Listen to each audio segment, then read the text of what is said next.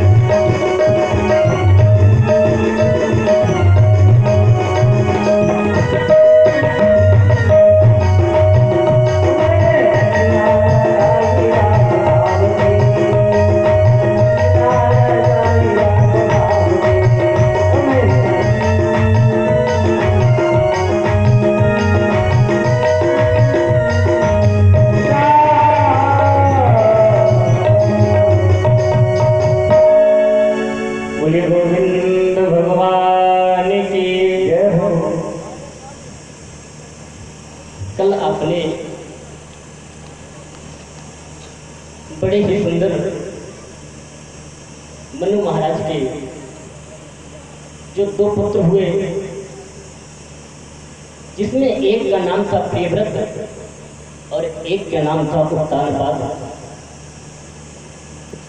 और जिनके तीन कन्याएं हुई, आकुति, देवहूति और प्रसूति। अभी तक आप कन्याओं के वंश की कथा को श्रवण कर रहे थे और महाराज उत्तानपाद के वंश की कथा को श्रवण कर रहे थे, लेकिन आज मनु महाराज के दूसरे पुत्र प्रियव्रत के वंश की कथा को आप श्रवण करेंगे। सर्वप्रथम विचार करो प्रियव्रत कहते किसे हैं? प्रिय माने अच्छा, उत्तम, व्रत माने संकल्प। जिसने अपने जीवन में उत्तम संकल्प धारण कर लिया हो उसे प्रियव्रत कहते हैं। परीक्षित जी ने खड़े होकर के प्रश्न कर दिया महाराज कि प्रियव्रतो भागवतः आत्मा राम कथम मुने ग्रहेर्मत यन्मूलः कर्मबन्धा पराभवः। महाराज, मैंने सुना है कि ये जो प्रियव्रत हुए ये बहुत ही प्रभु के बड़े ही अनन्य भक्त हुए। इन्होंने अपने जीवन में प्रभु की अनन्य भक्ति की। लेकिन महाराज, हम आपसे ये पूछना चाह रहे हैं कि ये प्रियव्रत भगवान के अनन्य भक्त होने के बावजूद भी इन्होंने गृहस्थ आश्रम को क्यों अपनाया? इन्होंने विवाह क्यों किया? जब ये भगवान के अनन्य भक्त थे, भगवान की भक्ति कर रहे थे, भगवान के प्रति इनको प्रेम था, फिर इन्होंने गृहस्थ धर्म को क्यों स्वीकारा? सुखदेव महाराज बोले, राजन सुनो,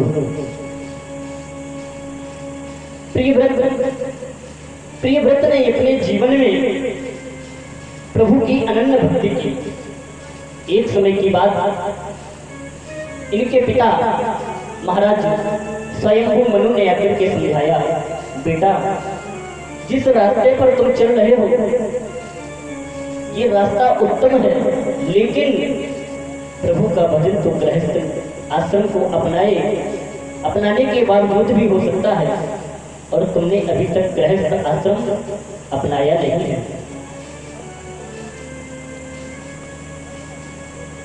हर व्यक्ति के ऊपर 3 ऋण होते हैं, गुरु ऋण, पितृ ऋण और मातृ ऋण, ऋषि ऋण। पहला होता है गुरु ऋण। गुरु ऋण से ऋण कब हो गए?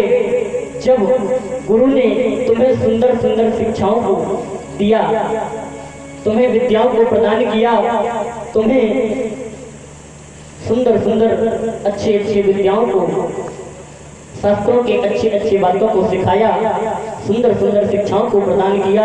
जब आप अपने द्वारा किसी को ज्ञान का दान दोगे, सुंदर शिक्षाओं का दान दोगे, सुंदर विद्याओं का दान दोगे, तब तुम गुरु ऋण से पूर्ण हो जाओगे।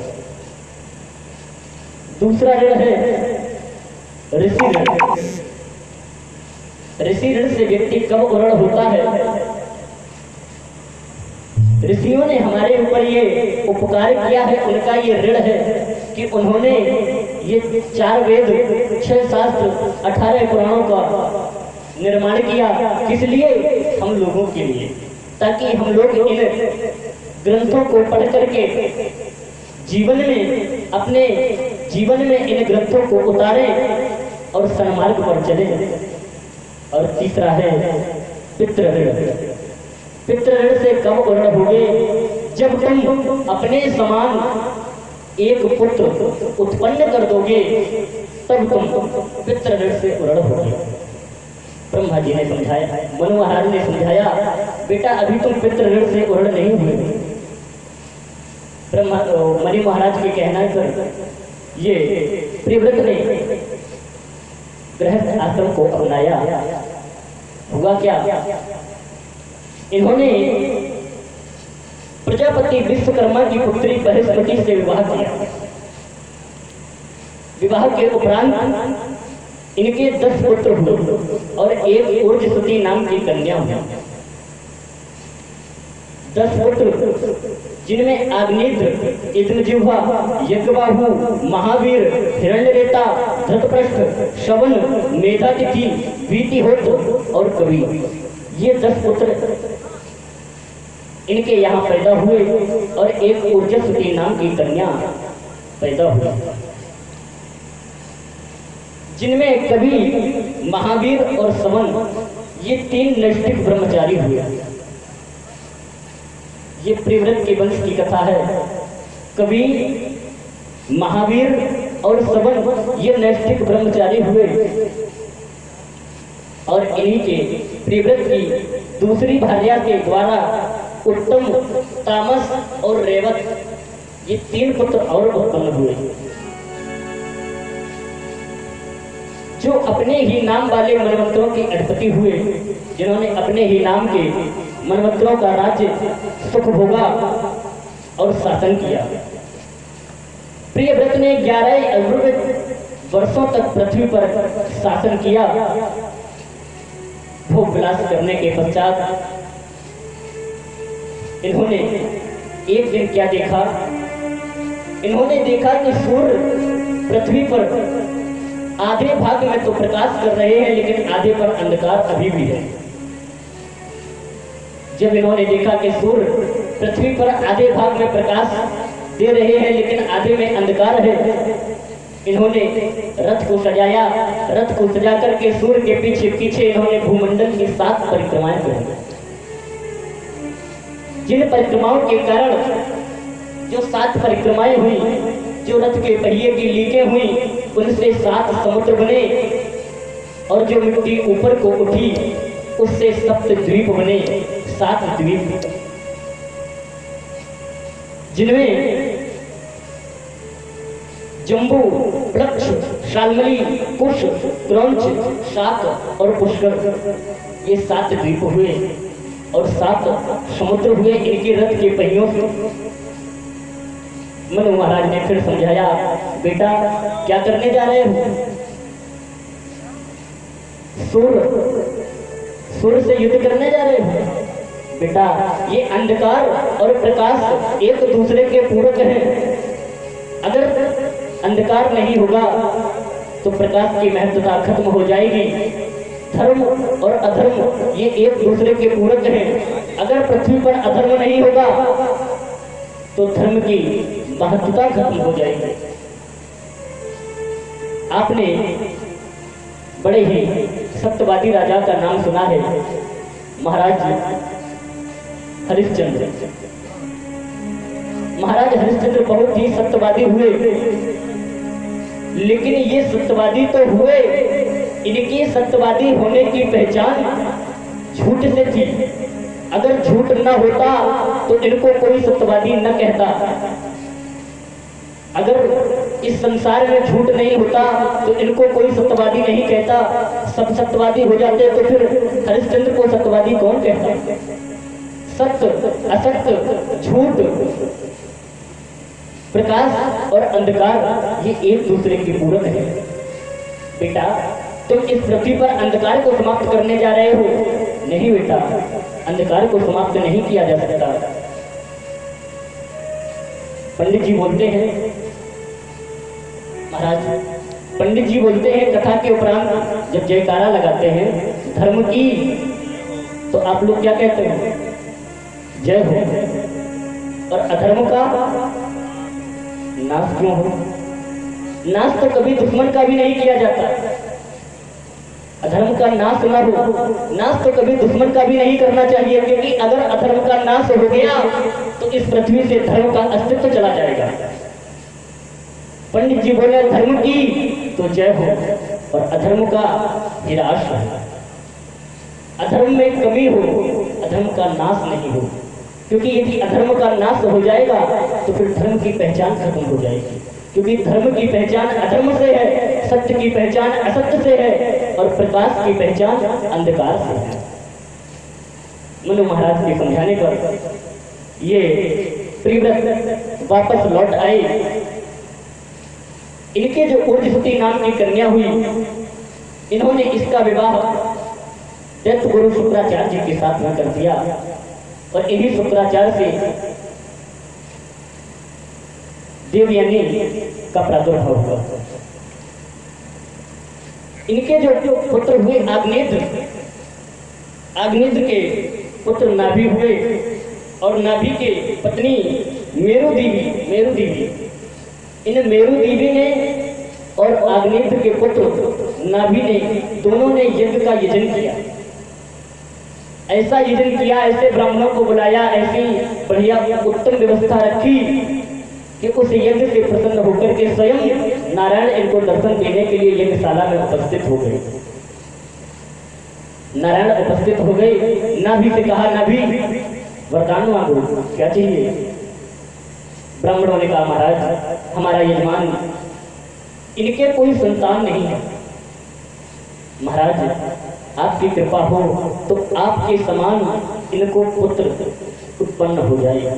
चाहो तुम्हें समान निसुत प्रभूषण कवन दुराओ। आपके समान पुत्र चाहिए। प्रभु असमंजस में पड़ गए। प्रभु ने कहा, देखो मेरे समान दूसरा तो कोई है नहीं, तुमने मुझे विवश कर दिया, अब तुम चिंता मत करो, मैं ही स्वयं तुम्हारे पुत्र के रूप में उत्पन्न होऊंगा। और इन्हीं की पत्नी, नाभि की पत्नी मेरु देवी के गर्भ से ऋषभदेव भगवान का जन्म हुआ। बोलो ऋषभदेव भगवान की जय हो। ऋषभदेव भगवान का जन्म हुआ। एक बार ऋषभदेव का शासन चल रहा था, उस समय की बात है। इंद्र ने ईर्षा बस इनके राज्य में वर्षा नहीं की। इंद्र ने ईर्षा बस महाराज ऋषभदेव के राज्य में वर्षा नहीं की, तो महाराज ऋषभदेव ने अपनी योग माया के द्वारा अपने राष्ट्र अजनाब खंड में योग माया के द्वारा वर्षा की। और इंद्र को जो अभिमान था, उस अभिमान का चूर चूर किया। ऋषभदेव भगवान का विवाह देवराज इंद्र की दी हुई कन्या जयंती के साथ में हुआ, और जिनके द्वारा 100 पुत्र हुए, जिनमें 81 पुत्र कर्मकांड रचयिता हुए और 9 पुत्र कवि, हरि, अंतरिक्ष, प्रबुद्ध, पिपलायन, अग्रहोत्र, द्रुमिल, चमस और करभाजन।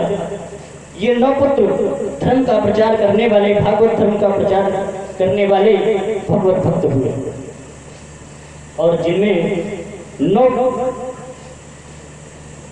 पुत्र राजा हुए, और सबसे छोटे जो पुत्र हैं उनका नाम भरत है, जिनके नाम पर अपने देश का नाम भारत है। लेकिन इतिहास में तो बताते हैं कि शकुंतला और दुष्यंत के पुत्र के नाम पर इस देश का नाम भारत पड़ा। लेकिन प्रमाणित बात श्रीमद् भागवत महापुराण के द्वारा प्रमाणित बात कि ये जो ऋषभदेव भगवान हुए, इनके जो पुत्र हुए 100वें पुत्र भरत, इन्हीं के नाम पर अपने देश का नाम भारत पड़ा। पहले अपने देश का नाम था अजनाब खंड, फिर अपने देश का नाम हुआ आर्यवर्त, फिर अपने देश का नाम हुआ हिंदुस्तान, फिर अपने देश का नाम हुआ भारत, फिर अपने देश का नाम हुआ इंडिया। ये हमारे देश के नाम, इन्हीं के नाम पर ये जो ऋषभदेव भगवान के 100वें पुत्र भरत हुए, इन्हीं के नाम पर अपने देश का नाम भारत पड़ा। आइए इन ऋषभदेव के बारे में ऐसा क्या इन्होंने किया जिनके कारण, जिनके नाम के द्वारा अपने देश का नाम उन्हीं के नाम पर रखा गया। आइए थोड़ा प्रकाश डालते हैं। एक दिन की बात, महाराज ऋषभदेव अपने 100 पुत्रों को बिठा करके शिक्षा दे रहे थे। क्या शिक्षा दे रहे थे? कि नायं देहो देह भाजम,